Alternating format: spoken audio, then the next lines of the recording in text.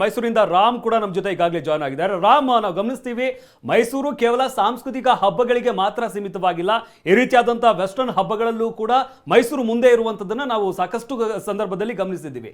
ಈ ಬಾರಿ 2024ರ ಸ್ವಾಗತಕ್ಕೆ ಮೈಸೂರು ಹೇಗೆ ಸಜ್ಜಾಗಿದೆ ಹಾಗಾದ್ರೆ?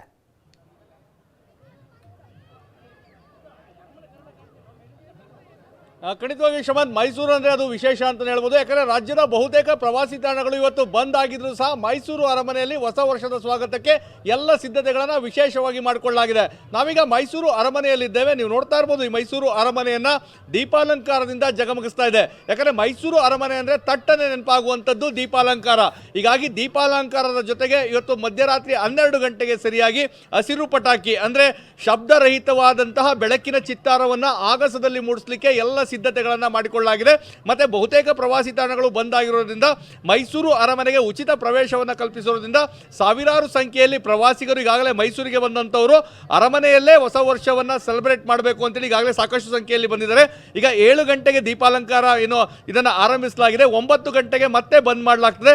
ಮತ್ತೆ ಇಲ್ಲಿರುವಂತಹ ಸಾವಿರಾರು ಪ್ರವಾಸಿಗರನ್ನ ವಾಪಸ್ಸು ಕಳಿಸುವಂತ ಕೆಲಸ ಆಗ್ತದೆ. ಮತ್ತೆ 10 ಗಂಟೆಗೆ ಎಲ್ಲ ಪ್ರವಾಸಿಗರಿಗೂ ಸಹ ಮೈಸೂರು ಅರಮನೆಗೆ ಪ್ರವೇಶಕ್ಕೆ ಅವಕಾಶವನ್ನು ಮಾಡಿಕೊಳ್ಳಲಾಗಿದೆ.